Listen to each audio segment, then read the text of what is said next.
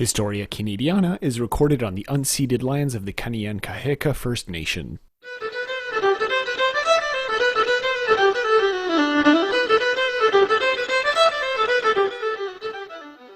Good morning, Canada! Happy holidays, folks! Welcome to this very special of Pop Canada, the show where we take the deep dive into the world of Canada's pop cultural landscape. Today, we're going to kick back, put a log on the fire, and grab a mug of mulled cider, because we're talking about the holidays. Yay! I have some vegan eggnog. Does that count? Sure, whatever you want, man. It's Christmas. It's the holidays. Christmas, Hanukkah, Kwanzaa, however you celebrate with whatever holiday you do. We're just here to talk about what we do to celebrate, what kind of traditions have been going on for these past couple hundred years in Canada. Yep. And how we might continue those traditions, or what traditions of our own we have. There's no real set theme for this except Canadian Christmas, and that's just what I want to talk about. Is that good with you, Patrick? I'm fine with it. I'm a late celebrator of Christmas, usually because I have plenty of stuff to do before Christmas time arrives, but I enjoy the general festivities that kind of Well, we only do one Pop Canada a month, so this one's going to be coming out in early December. That's what I'm saying. It's kind of fun that, for all the issues that I have surrounding Christmas as a celebration in general in the modern time, I do think there is this general sense of camaraderie and fun that emerges even a month before the actual holiday, which I think is kind of fun and very enjoyable. Yeah. Okay. What did you have planned today for a discussion? Where were you planning on heading us? Well, I was going to start just talking about the holiday season, how we both celebrate, sort of introduce ourselves into Christmas, and then take us back a couple hundred years to talk about some of the founding traditions of Christmas in Canada. The focus is going to be a bit in Quebec because that's where a lot of them started due to the fact New France, all that sort of stuff. New France was a religious colony. Therefore, they celebrated the birth of Christ. Who knew? Shock and awe. And then going over just the wonderland of winter, so Canada more in a modern sense, and come back to us at the end and talk about our traditions, what we sort of see from them today. But I want to start with when you said your problems with celebrating Christmas. Would you be able to go into that a bit more, just talking about those problems? No, it's just I feel like that just kind of fits into our modern consumer culture, just as a general sense, that Christmas has over time become less about, say what you will about the religious aspect of it, but it was more community oriented, at least in that sense, where you got together with your family and you just had a nice time. And where personally in my family, it's become less focused on that, but by and large, in general, North American society, at least, it's become more and more oriented towards the obligation to buy a series of Christmas gifts that most people will use once or twice and then forget about. Oh, for sure. That kind of element is what I meant, that I have issues with. But by and large, no, I don't think that the underlying idea of Christmas as a whole, I don't think I have a problem with. Right. Yeah, I have an issue with the fact that modern Santa was created by Coca-Cola. And that's kind of, I think, the kind of underlying element that I can. And that's incredibly fair opinion to have. It's always been a thing of how much are we going to slow the holidays down and how much are we going to speed them up. Interesting. Because there is a certain part of Christmas now that has very much become buy, do this, and all that sort of stuff, where it's less about just spreading holiday cheer and having a good time. Yeah, absolutely.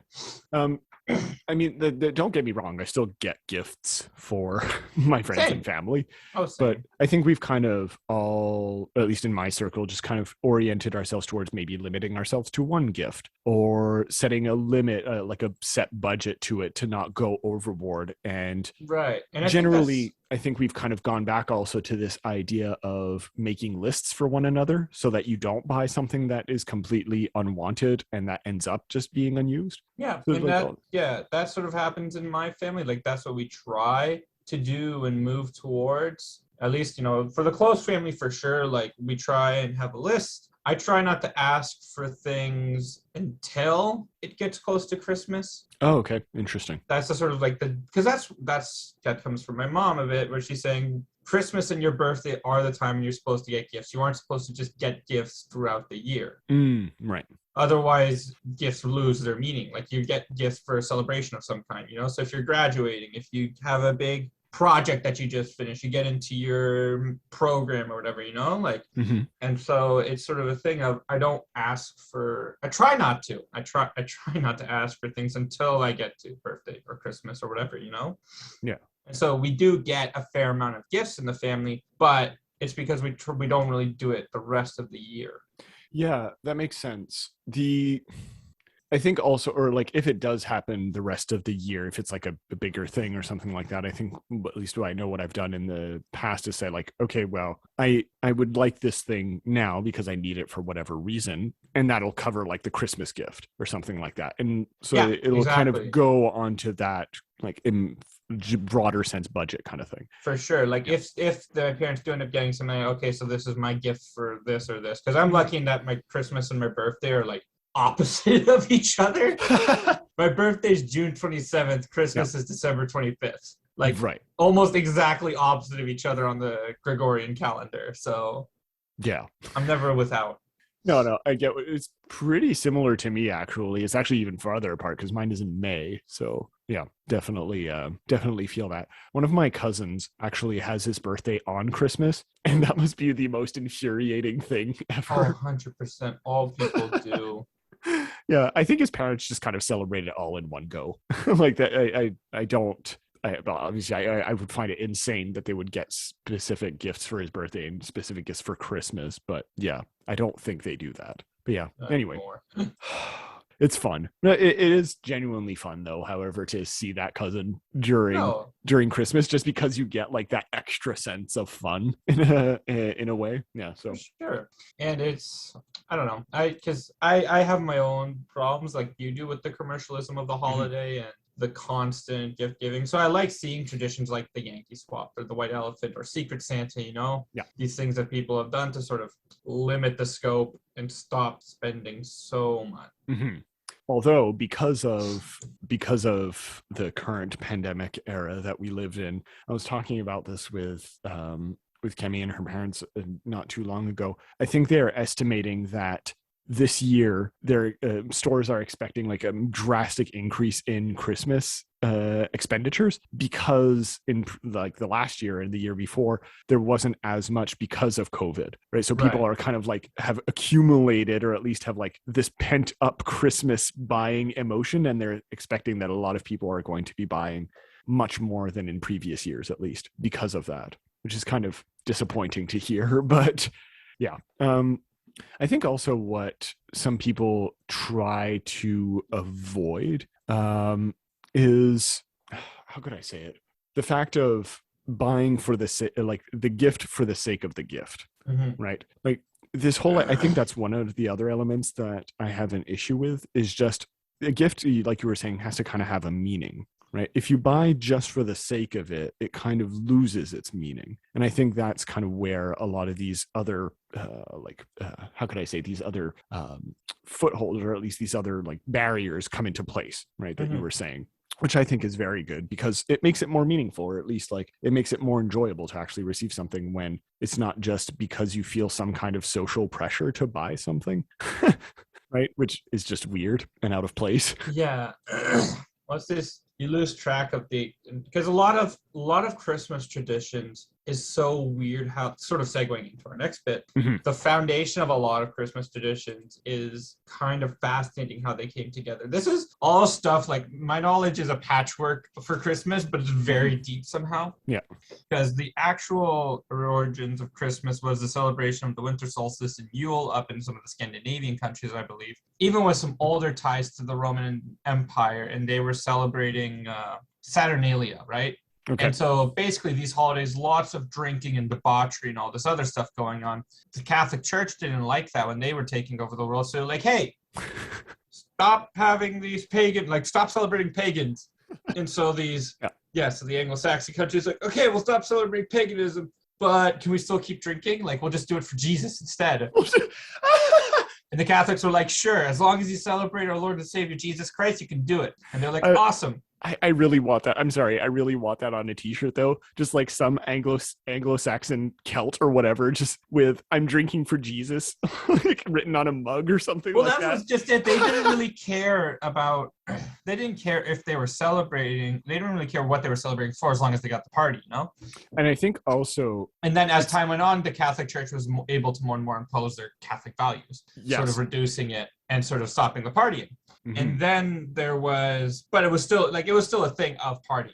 There's lots of Yes. videos in history that you can read for Christmas. Like, for example, in London for the longest time, it was like a whole thing where there was like the city would get flipped. So everybody who was lower class would become upper class and would run around like taking stuff. I think, yeah, I've heard things like that. I don't know how widespread that practice was, but I think that was specifically under the Romans, right?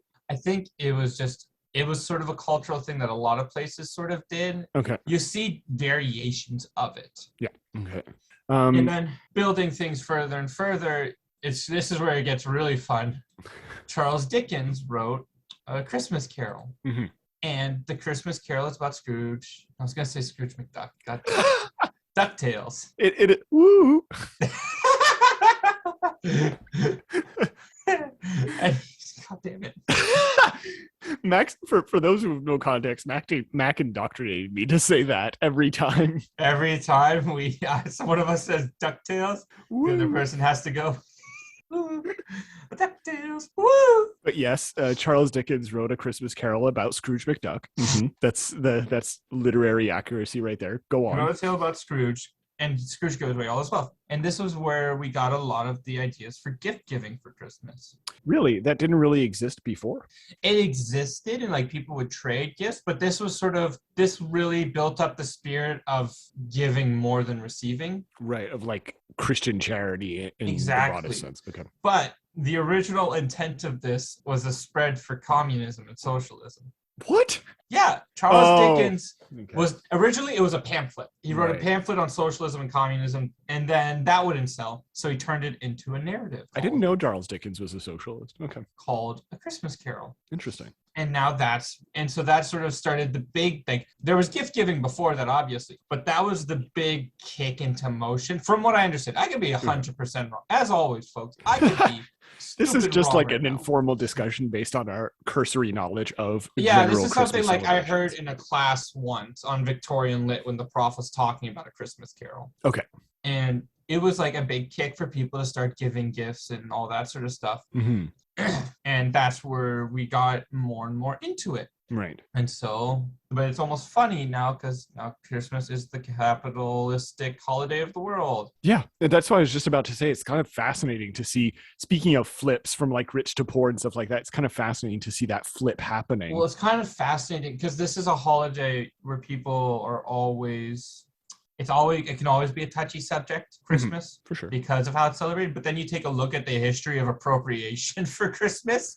Yeah. And like the Romans were just doing it for their thing. Then it was appropriated by a so-and-so for like the winter solstice, Yule. And then it was appropriated by the church. And it was appropriated by socialism, now appropriated by capitalism. Like Christmas has never belonged to itself. And Christmas has never it's what basically what I'm trying to say is celebrate Christmas however the fuck you want. It does not matter. Well, there is no one true way to celebrate Christmas. There's no one true spirit besides being just a kind person.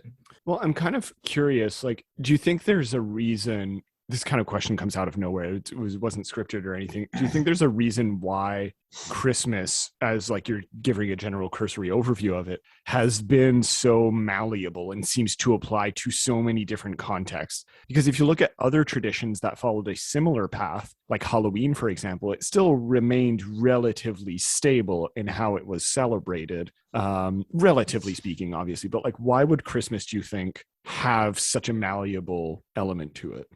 I think a large part of the malleability is because it can be so many things. The whole, like, even at its absolute base, like why people celebrate Christmas, why we celebrate Christmas because we want to get drunk.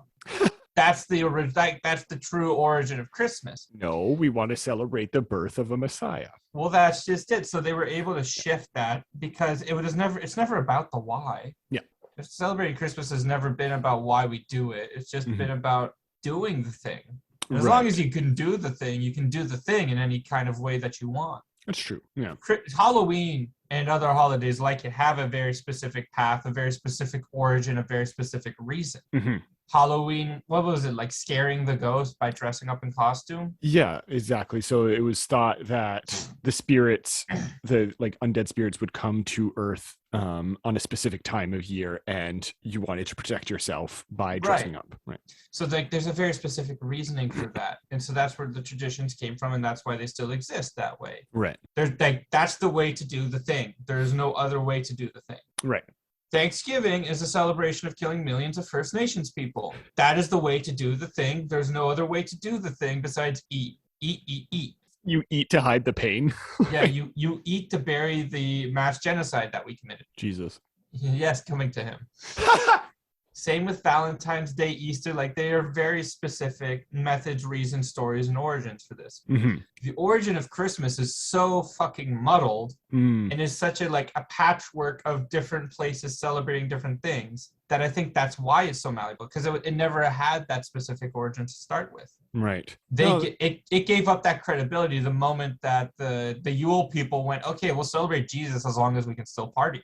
Yeah, I think also just from its very inception, it started off as something that was an amalgamation, right? So like this is kind of going off of what you were saying, but I don't know when the first Christmas was celebrated. I have no idea.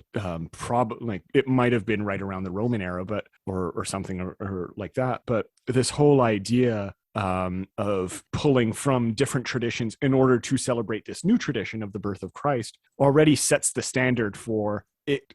Even unconsciously, it can kind of be whatever we want it to be. Yeah. Right. Okay. Yeah, that makes sense. It's the spirit of Christmas can be what you want it to be, and I think that was part of the inception of the idea. Because the original is they were just trying to celebrate the winter solstice and get through the darkest day in the year. Yes. Yeah. That's the true origin, folks. They're just they're trying to get through the darkest day in the year, and they do that by getting together, being with the people that they love, and having a good time. Literally a way to stave off what we now know is the time of year where there's the highest level of depression. Yeah. So take that core concept. Joy, spending time with people you care about, and staving off depression. Right. How many ways can you do that? Literally an infinite amount of ways. An infinite amount. Yeah. Therefore, Christmas can be an infinite amount of things. Yeah. That's why we get so many goddamn Christmas movies every year, because they can all be a different thing. Right. That makes sense. I can definitely see that. Yeah, it's kind of interesting to me actually, because from what I've understood, like we'll get to Canada in a moment, folks. Yeah. But like, no, this is really fascinating. I really like this discussion, but the idea, right, that you were saying, like the Christian, like the church kind of came into England and slowly made its presence felt. From what I've understood, in those early years of trying to impose Catholic, well, it wouldn't have been Catholic at the time, but like Christian, Christian dogma. I've been saying the Catholic Church, I meant Christian religion. Yeah, but like Christian religion onto the Celtic populations, for the most part, would have been rather ineffective at first, right? Insofar as not only what you were saying before, most of the Anglo-Saxons, as long as they were like, can we continue to celebrate, broadly speaking, the way we did? Yes. Okay, then fine. I do it for Jesus. But also just because... Do it for Jesus. Yeah.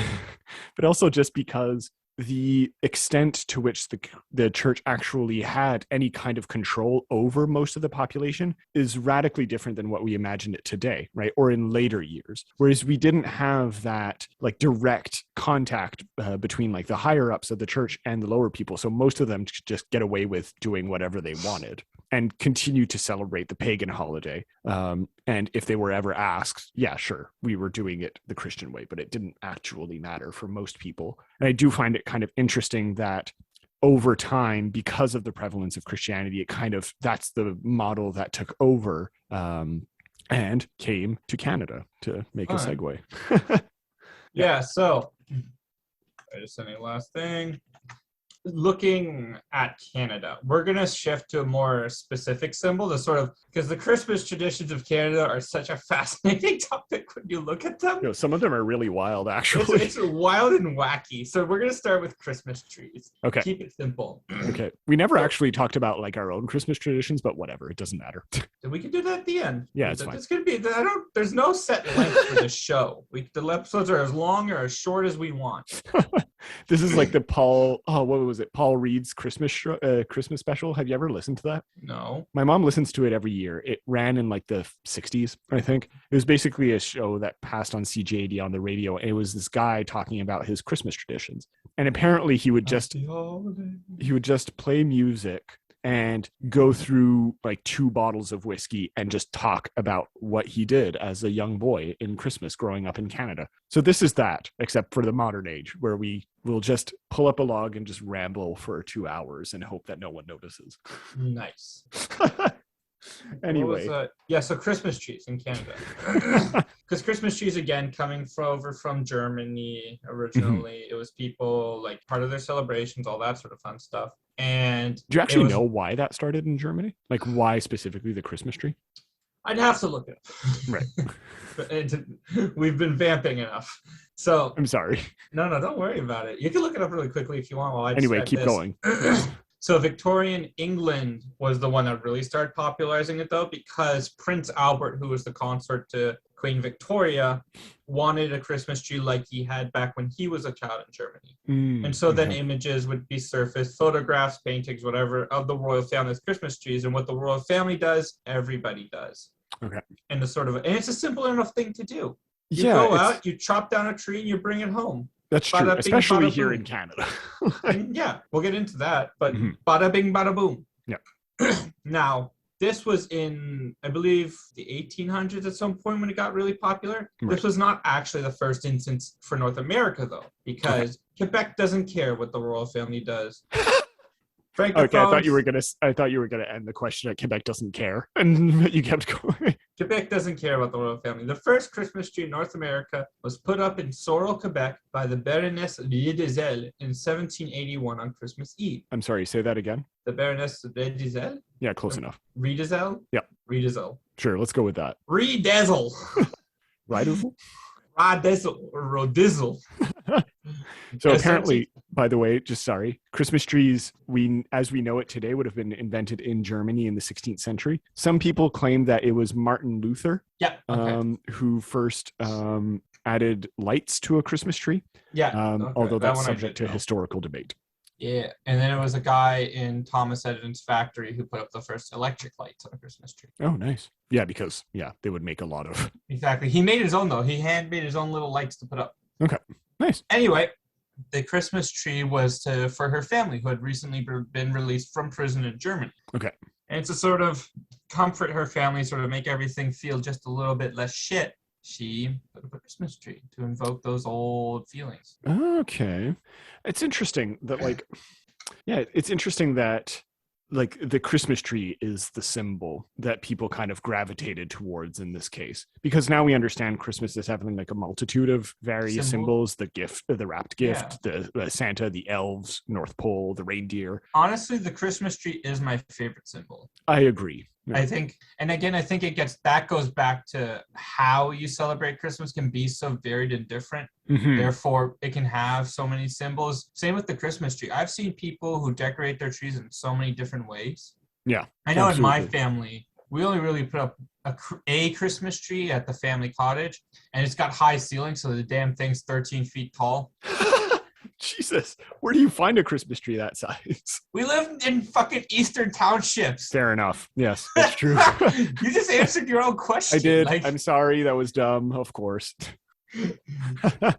So, and then 1896, Westmount put up one of the first electrically lit Christmas trees. That makes sense. Kind of because Westmount. Yeah, exactly. For those who don't know, who are not listening from Montreal, a bit like Canadian Bel Air or something. A bit, yeah. It's kind of like the poshier part of Montreal. So yeah, they would definitely not only be the ones who had access to enough electricity in 1896 to waste it on a Christmas tree, but also just to probably think of it and have the time decorate it. Yeah, exactly. Imitate the royal family.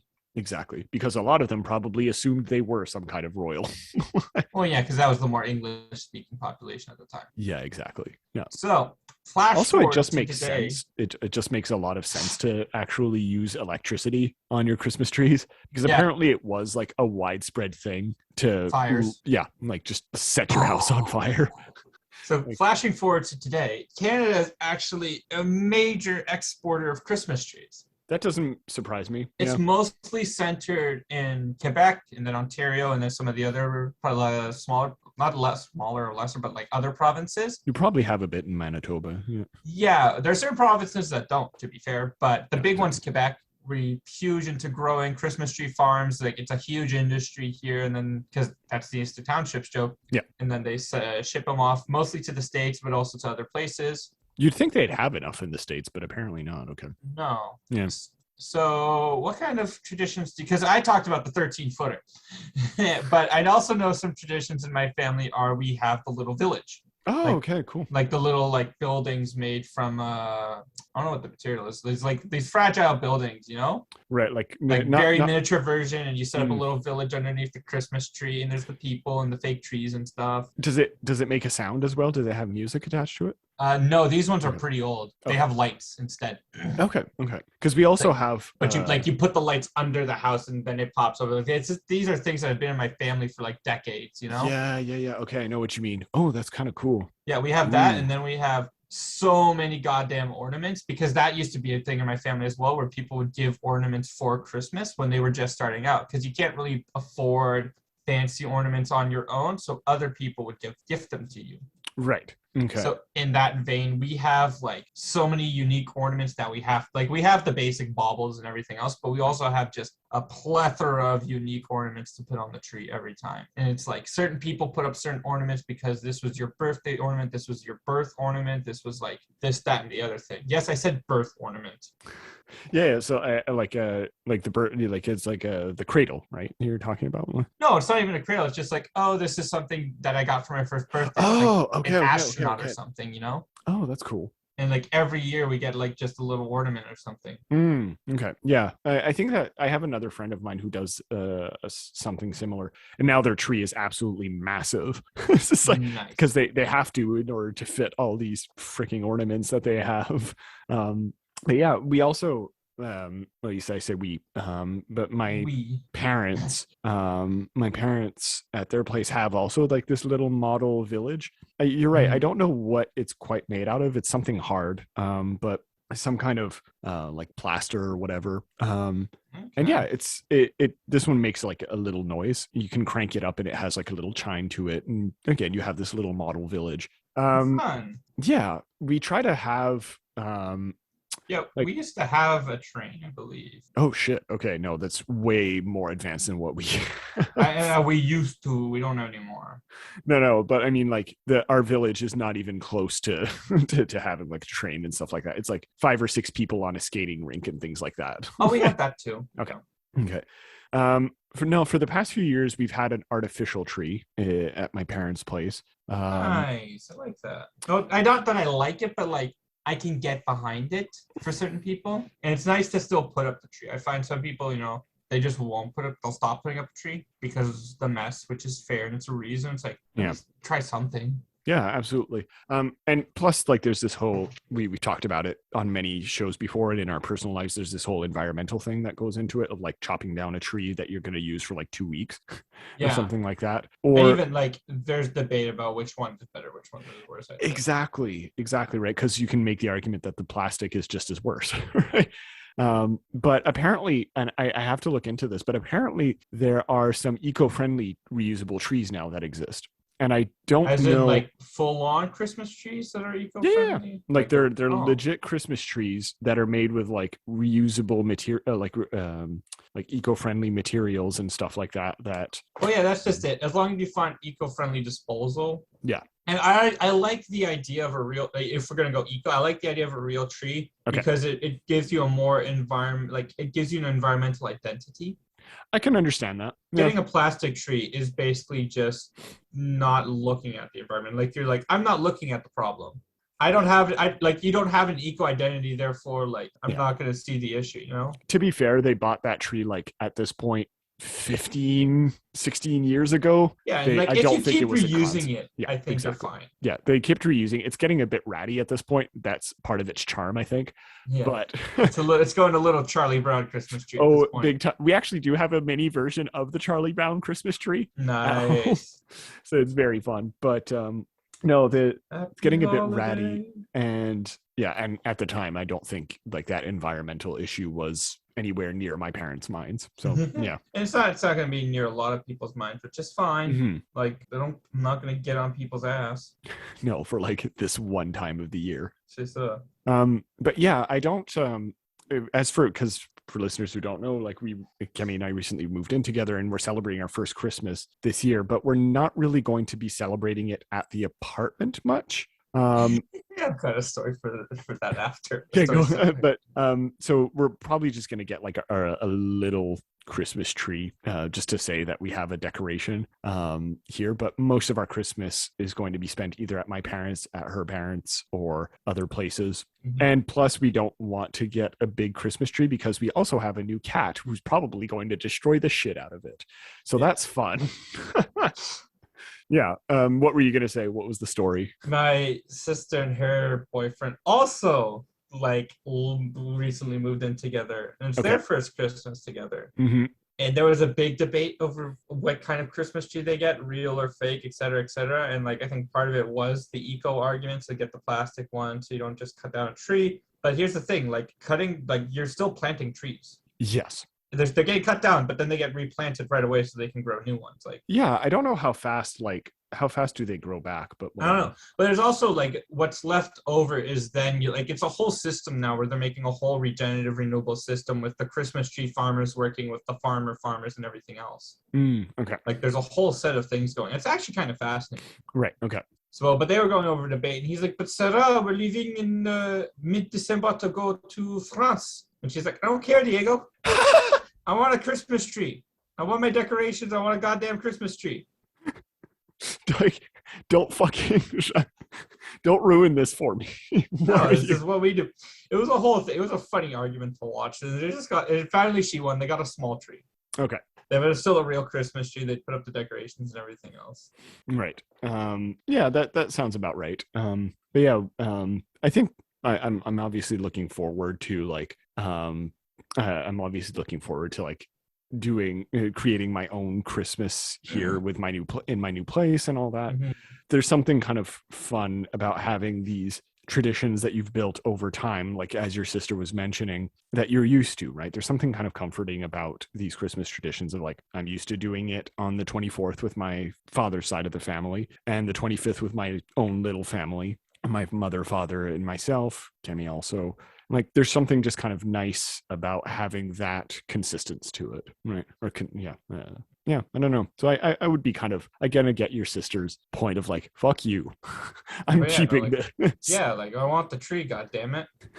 I want the Christmas. And this, it goes to show just how important Christmas traditions can be to people. Yes. Bringing it back to overall Canada Christmas history, you got to go back to New France. Yes, New France, where they, as one does, it all comes back to New France. Well, so because New France, religious colony, et cetera, they would sing Christmas carols outside the church on Christmas, because that was when it was still a religious holiday more than anything else. Now, here's where things get real fucking wacky. If you read the notes for this episode, did you? Yeah. This is where things get a little wow. Go for it. So, because this is part of a religious colony, there's missions, and the missions are going out to convince First Nations people to celebrate Christmas. Yes. How do they do this, you might ask? So, the Huron tale for the First Nations people was about a minister who went to the tribe, I guess, and they created a First Nations version of the nativity scene. Yeah. Jesus was swaddled in a rabbit skin. He slept in a lodge of broken bark instead of a manger. Instead of shepherds, they had hunters. Okay. And the three wise men had been replaced with chiefs, giving gifts of fur instead of gold, frankincense, and myrrh. I mean, On the Well, one what do you hand, say? What do on you the say to that? okay, on the one hand, it shows that like you were saying before, the kind of malleability of Christmas. It's kind of fascinating that it can be transposed relatively easily Yeah. without necessarily understanding the actual like social implications of what they're doing here. Right. But like relatively easily to other cultures. But on the other hand, it's also kind of fascinating that it also reflects Christmas's long history with, or like in association with, certain conquering practices, whether it's the French or like the initial Christian missions in with the Celts, right? That we were talking about. So this kind of perfectly encapsulates for me this like both sides of the Yeah. of Christmas's history, Like which we're is kind gonna of very force interesting. ourselves on everybody. But speaking of New France, by the way, this wasn't brought up in your notes, but I do think it's interesting to bring up. Do it. Like Do it. Do it during the now. winter, which kind of again brings it back to the kind of winter solstice celebrations and right getting through the winter aspect of Christmas. Samuel de Champlain, right, the founder of New France, whatever, is actually historically noted as having created in, I want to say 1604, although I might be wrong on my dates here, 1608, I forget when exactly, an actual group called l'Ordre du Bon Temps, which literally translates to the Order of Good Cheer or Good Time. Oh, that's kind of sweet. But the whole intent behind it was to actually accumulate nicer types of food among this group and include Native Americans, apparently, during the winter, and actually have, like, I think it was 3 or 4 days worth of celebrations during the winter and kind of uplift morale for the French people and the Native Americans who were associated with them through this kind of winter celebration. I don't think it was explicitly called related to Christmas, but that kind of vibe still definitely shines through, which I find very interesting, that quite naturally these types of celebrations emerge. Anyway, that was just a little tangent that I wanted to go on to mention about New France. Okay. Yep. Cool. Oh, it's kind of cool. Okay. Anyway, moving forward. Sorry, I just completely derailed the entire thing. No, it's fine. I'm happy with it because I'm happy to hear these traditions. It's always like, because everybody has their version of Christmas tradition. Mm-hmm. Like, were you religious growing up? Did you go to midnight mass for church and Christmas and all that? Personally, I'm not very religious and never really was. My mother is a bit more. And so sometimes we would go to midnight mass. Right. Sometimes I went with my father's side of the family to please my grandmother, who is quite religious. So yeah, I've been to midnight mass occasionally. Now in these last few years, because not only my parents have gotten older, but because our Christmas celebrations tend to be a bit earlier during the day in order to please my grandmother, right? So we usually do it around like 2 p.m. rather than later at night. So we don't really have time to go to midnight mass anymore, even though probably a few people in my family would be happy to. But yeah, I've been. Personally, I've never really enjoyed much of the like religious elements of it. It's not for me, but I can appreciate the idea behind it, like the sense of community building that goes into it, as you were mentioning earlier, as religion was originally intended to, although warped very quickly. Yeah. Okay, so I, for the first 6 years of my life, grew up in Manchester, New Hampshire, attended a Catholic school. So Did you really? Have to I don't think you ever knew that. Oh, yeah, so no, we had to attend midnight mass. Oh, apparently okay. once when I was a very little child and they're starting to do their midnight mass thing, I was sitting up in like the high area with my parents. I just shout out loud, boring. Classic child. Yeah, so we stopped going after that. If we did went, it was more the social part of it. Yeah. Like, so that way you don't look bad for not going to church. Oh, okay. Yeah. But now we've just sort of stopped and we have our own Christmas traditions. It's kind of interesting that you bring that up, this kind of element of social, like not necessarily like a social watch or like a social eye saying like, are you celebrating Christmas the right way? Right. Well, that kind of exists in some communities, I guess. Yeah, it's kind of interesting. Yeah, that's the kind of thing that sort of always bugs the shit out of me when people are like, no, you're celebrating Christmas wrong. It's like, there is no right way to celebrate Christmas, jackass. Leave the person alone. You celebrate it by going to midnight mass, obviously. Eat my asshole. That's the So, Christmas spirit. yeah, in the 1870s, though, there was an interesting dichotomy of Christmas in Canada because it was, for the most part, family friendly. It was the family friendly version we know today by the 1870s. You know, people are like, Mhm. oh, we're just doing Christmas for us, like get together with your family. The original concept. Yeah. Get away from the depression, get away from like the darkest night of the year. Yeah. Also, All literal except, depression right around this time in Canada, yeah, in the 1870s, like a literal economic depression. So, yeah. except for one part of the population. You want to take a guess? Which part stood out in Canada? Nunavut. Yeah, close, very close. Go south. Perhaps a certain French-speaking population Wow. that tends to hold on to religious traditions for a really long time after what the moment we're talking about. Very, how good, man, you're so smart. I know. So yeah, probably Quebec would hold out a bit longer onto these like classic traditions. Yeah. Yeah, and so, but they also made the switch after the First World War, 1930s and all that. They start making the switch to the more family-friendly version as well.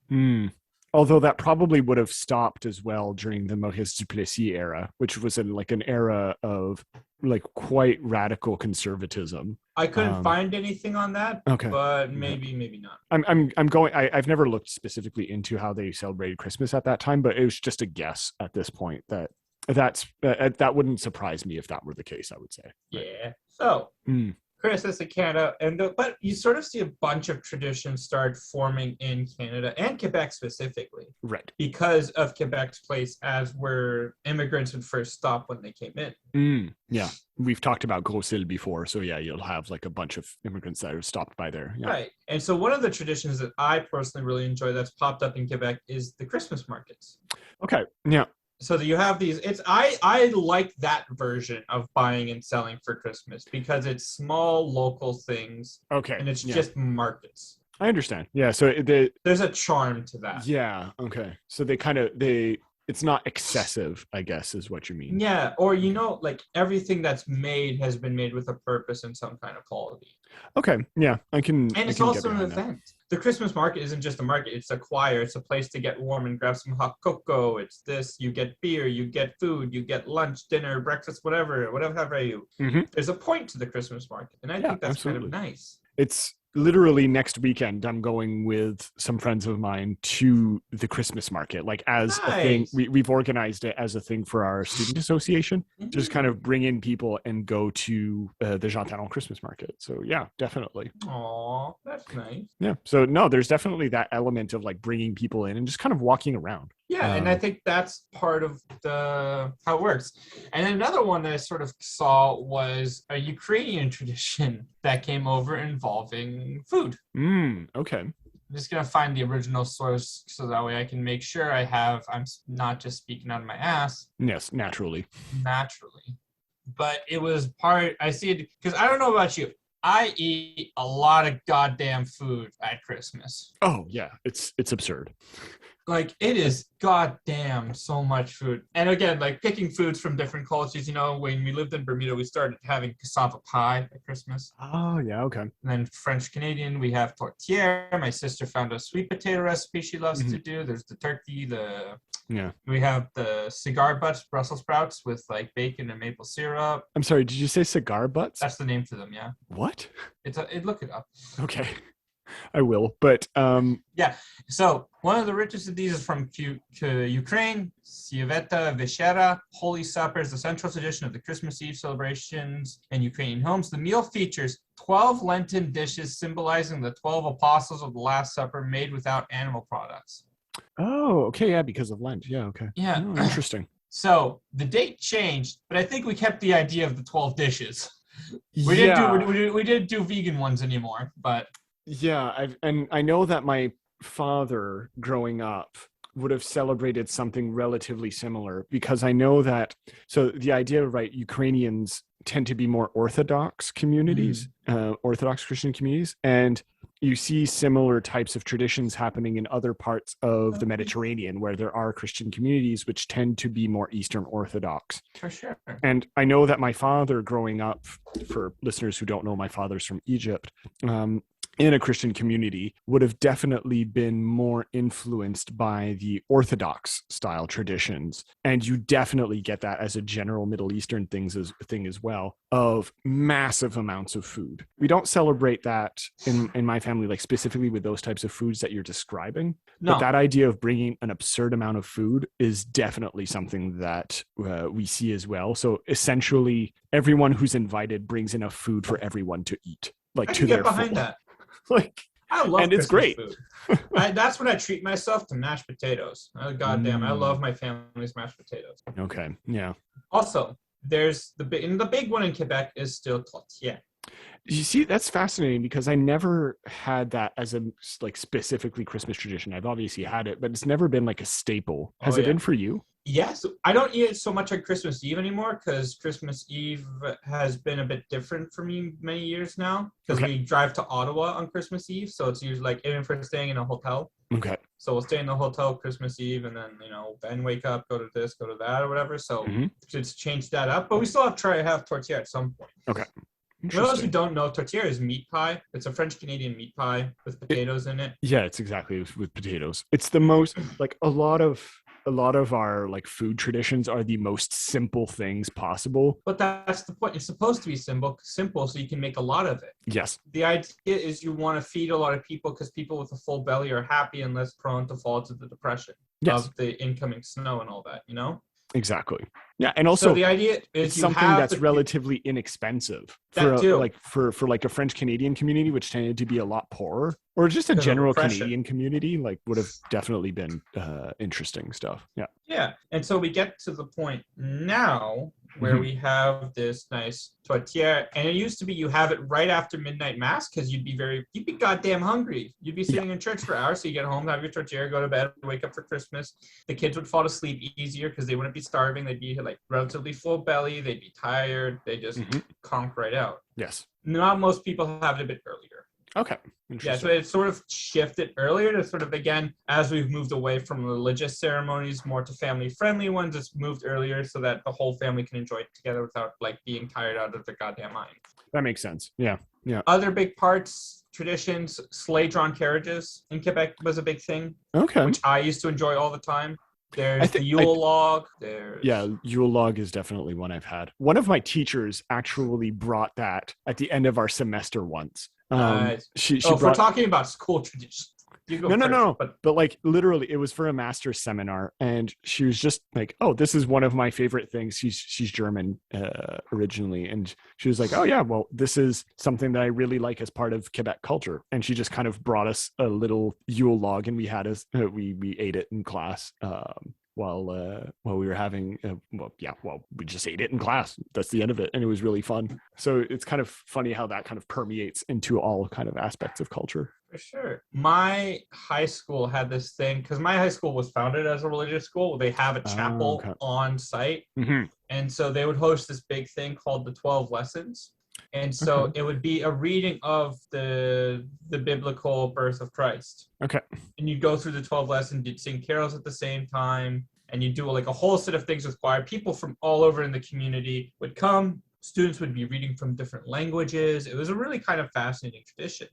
And it was a really cool, and then after that, everybody goes home for the holidays. So this was the last thing the school did, and everybody leaves for Christmas. Okay. And it was interesting. It was a nice signifier though, It was kind of, it was fun. It was a good tradition. Everybody dressed formally or whatever, but it made you feel like you were home. Right. Okay. They weren't trying to impose the religion. They weren't saying you have to leave. It was just more a holdover of like one last community thing for us to do. Yeah, exactly. As a school or so on, and then you leave. I always got to play the trumpet. I played Joy to the World while everybody was leaving. Were you actually good at it? I was okay. I was as good as I was a high school student. Like that should tell you the quality. Fair enough. Yeah. Speaking of Quebec traditions and stuff like that. Do it. Do The it now. in terms of actually like time compared to to others, apparently this is something that I found out many years ago. I don't think it's quite the case anymore, but for a long time here in Quebec, Christmas was celebrated in what was part of the réveillon, right? Mhm. Or at least Christmas was on the 25th, where you'd usually go to midnight mass, but like the gift giving and stuff like that was done on the 31st. So what we generally in most parts of the world now say is New Year's, Mhm. right?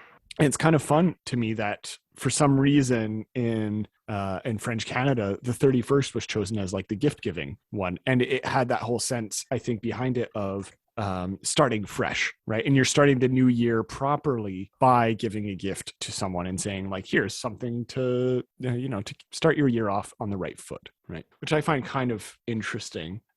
It's a different approach and one that I'm not entirely against. I kind of see the logic behind it, Mhm. more than giving a gift for a messiah kind of thing. Right. I don't know. So I think that sort of wraps up some of the bigger Canadian Christmas traditions. Yeah. What do you do? So like, do you do anything special to celebrate Christmas or?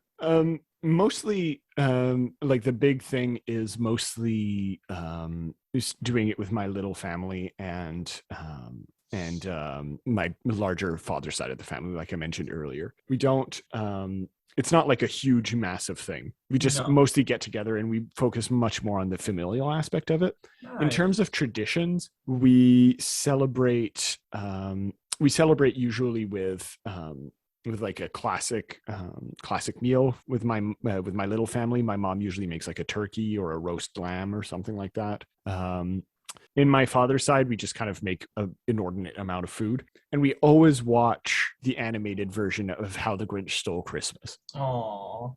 the 1966 one or whatever from I forget the director's name. It's really fun. It's not great, but it's kind of like this nostalgia element to it that's always kind of nice. I think it's mostly because my mother remembered watching it on TV, and so we have like the old VHS tape that's been rewound way too many times, and it's incredible that it's still alive at this point. But yeah, we just kind of all sit around on Christmas and watch that, and it's fun. We watch a lot of Christmas movies in my family. We have Okay. like a whole collection of preferred ones. Obviously, it's gone a bit by the wayside because, the family splits. Like my sister's going to France this year for Christmas. Yeah. We go to Ottawa for the 24th to the 26th. So there's a bit of a change there, but there are certain staples that we try and watch.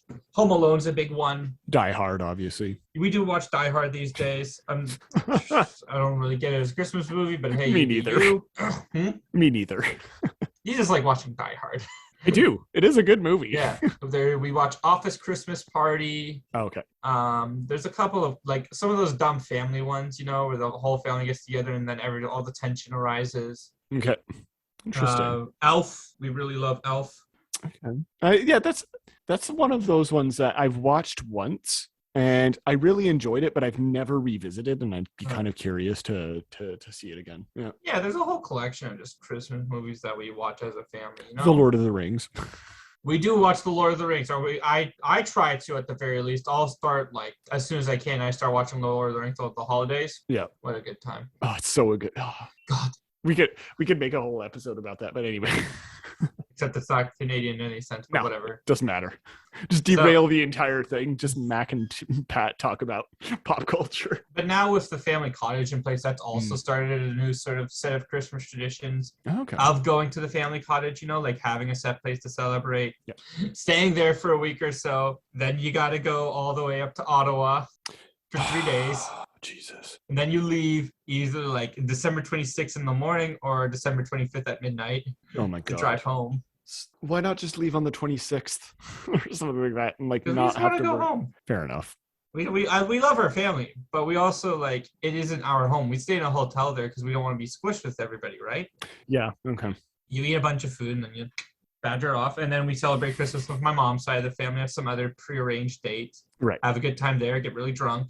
Okay. Lots of drinking over the holidays, my family. Nice. Like my dad sets up a rink because our cottage is on a lake. It's on a little eco lake, so he sets up a rink outside on the lake. Like he'll clear the snow and set it's a whole operation for him, and we just sort of leave it for everybody to use. So like we'll have a bunch of people from all across the lake coming over, skating around and stuff. Right. Yeah, it's a lot of fun, honestly. No, it sounds like it. Yeah, we get the tree up, we put the decorations up. My sister goes crazy with the tinsel. She'll make a gingerbread house. We listen to Christmas music 24/7. I feel my ears bleed just a little bit. That's why we don't have a radio here. We don't play Christmas music. We can choose our own songs. No, but it is fun to. Do you know what I found though the other day, which was absolutely insane? What? There are hip hop and metal Christmas versions of songs, and Yep. I think it's my new jam. Yep. Eazy-E made a Christmas song, and it's the funniest thing I've heard in so long. Anyway, I think I'll put that as the intro and outro music for her. I love it. Do it. Yeah, but no, generally I think my Christmases are pretty tame compared to yours. Oh yeah, but my Christmases are a Christmas movie. You know what I'm saying? Right, you could write a whole movie about it. We could. We once went to Disney World for Christmas. Okay, cool. Yeah, that was a trip. I know. Where did we go for Christmas one year? No, we went there for New Year. Never mind. I was in Laos for New Year, but okay. Yeah, we left just after Christmas. But so it's always been a bit of a thing. It's just a thing in the family but it's still enjoyable. I still love it. Yeah. I don't know. There's nothing. I can get hating Christmas, but I see it only under very specific circumstances. I agree. Like you like somebody had to have died on Christmas for you to hate the holiday. Or you're a diehard communist. And even then, like, Christmas is supposed to have communist roots anyway. Sure. The whole basis of Christmas is giving. That's a communist thing, isn't it? Give all your shit away. I'm not gonna get into this right now, but no. I don't know, but I get what you mean. Yeah.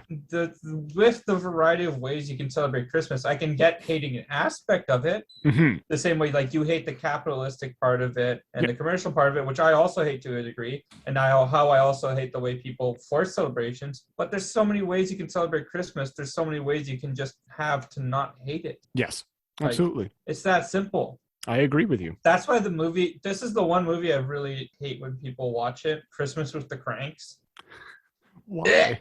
Gag me. This fucking movie is all about people trying to force Christmas down each other's throats. That's fair. You have to celebrate this way. You have to put Frosty on the roof. And it's like, yeah, the main characters in the movie don't go about the best way. They're trying to skip Christmas, as it were. But like, yeah, they should have still bought like gifts for the people in the office and bought some other things like the Christmas calendar or whatever. At least try. Well, at least like do the kind stuff, but you don't have to be a dick about it. Buy the gifts, buy everything else. Yeah. Like if that's not what they want to do, don't force them to do it. Yeah, I agree. It's that simple.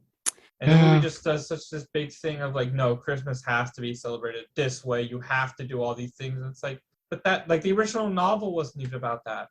It's never been about that. You're all missing the point, folks. Yeah. You're all missing the point about this celebration that you can do whatever you want with. It's not about how you celebrate. It's just that the fact that you celebrate and just having people have each other. Yeah. Exactly. That's the point. I agree. God blesses everyone. Come on, listen to Tiny Tim. I'm going to stop now before I lose my goddamn mind. I think that's it for now. I think so. Yeah, I don't have anything else to add, but I really liked this. I enjoyed it. Yeah. I'm a Christmas enjoyer. Are you? A Christmas enthusiast, yes. Believer. Oh my God! Speaking of Believer, saw right around the Christmas season because we were mentioning we've done an episode of Pop Canada on Justin Bieber. Did you see? This seems like the perfect place to bring it up. Fucking Tim Hortons paired up with Justin Bieber to create Tim Biebs or Biebs Tims or whatever.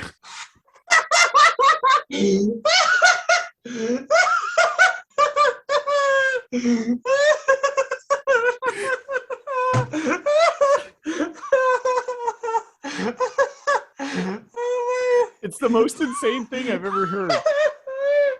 And I saw it at the Tim Hortons near my place the other day. I was like, there's no way this is true. The episode's done. We're done. Pop Canada is over. We've reached maximum Canadian pop culture. What the? The pinnacle. Fuck. There's nowhere else to go from here. Fucking hell. Merry Christmas, everyone. Justin Bieber has some Timbits. Fucking hell. We've gone From religious ceremonies and nativities with rabbit fur swaddling to fucking Tim Biebs. I hate it. No, you don't. Go back. Can we like go back to the point where it was just us getting drunk? Can we go all the way back to Saturnalia? Yeah, sure. Can we celebrate the Roman way? Oh, I'm so down. Just become a pagan. Fuck yeah. I'm down. Fuck yeah. Have you heard of our Lord and Savior Jupiter? I drink for Jesus. Anyway. I drink for Saturn. I drink for Saturn. Okay, why don't you take us away, Matt? All right. If you're listening to this, then that means you are probably a listener of Historia Canadiana. Keep supporting the show there and try and spread the word about this one. The more people we have backing with it, the more fun stuff we can do. Continue to support our Patreon. If you're looking for just the right Christmas gift, use our affiliate links to buy any of the books we have talked about in any of our episodes. Mm-hmm. And we'll get a little kickback too. And you'll be giving gifts to 2 people. Woo. 2 for the price of 1. If that's not Christmas joy, I don't know what is. There you go. Finally, if you really want to help out, leave a review on Historia Canadiana. And just leave a comment. Tell us what you think. We always love to hear what people have. Write a letter to Santa. If Santa was a skinny, partially Egyptian boy living in the plateau. I'm down. Patrick is Santa. Give us your best ho, ho, ho. Ho, ho, ho. Don't forget, everyone, to drink for Jesus. Drink for Jesus. Leave room for drinks for Jesus. I'm going to call it there. I'm going to take a nap before the Christmas spirit drives me insane. I have some Happy papers holidays. to finish.